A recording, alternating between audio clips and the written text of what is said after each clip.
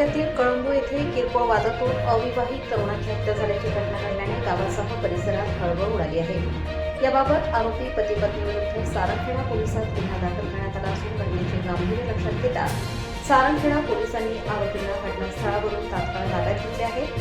याबाबत पोलीस सूत्रानुसार कळंबो येथील भट्टू भगवान बोरसे यांच्या राहत्या घरी आरोपी मनोज प्रताप पाटील व पत्नी रत्नाबाई पाटील हे दोघे राहणार कोण शिंदखेडा यांनी मैताचे वडील भट्टू बोरसे यांना विचारणा केली की आमची भाची वैशाली कुठे आहे।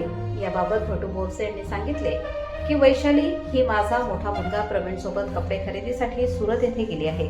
मात्र आरोपी मनोज पाटील यास खोटं वाटलं। तुम्ही खोटे बोलत आहात, माझी भाची इथेच आहे या शाब्दिक वादातून मयत दीपक भट्टू बोरसे वय 35 वर्ष या शिवीगाळ व झटापट करून दाबून धरून घरातील भिंतीवर आपटले। यात दीपक यास डोक्याला गंभीर दुखापत झाल्याने ताबडतोब उपस्थितांच्या मदतीने सारंगखेडा प्राथमिक आरोग्य केंद्रात दाखल केले। वैद्यकीय अधिकाऱ्यांनी तपासणी करून मृत घोषित केले। शवविच्छेदन शहादा ग्रामीण रुग्णालयाचे वैद्यकीय अधिकारी डॉक्टर साठे, डॉक्टर हिमानी पाटील यांच्या मार्गदर्शनाखाली करण्यात आले।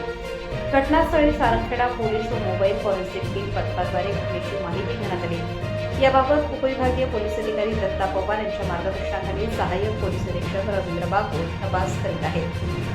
दुपारी कळंबो येथे शोकाकुल वातावरणात अंत्यसंस्कार करण्यात आले। दीपकच्या पश्चात आई, वडील, भाऊ, बहीण असा परिवार आहे।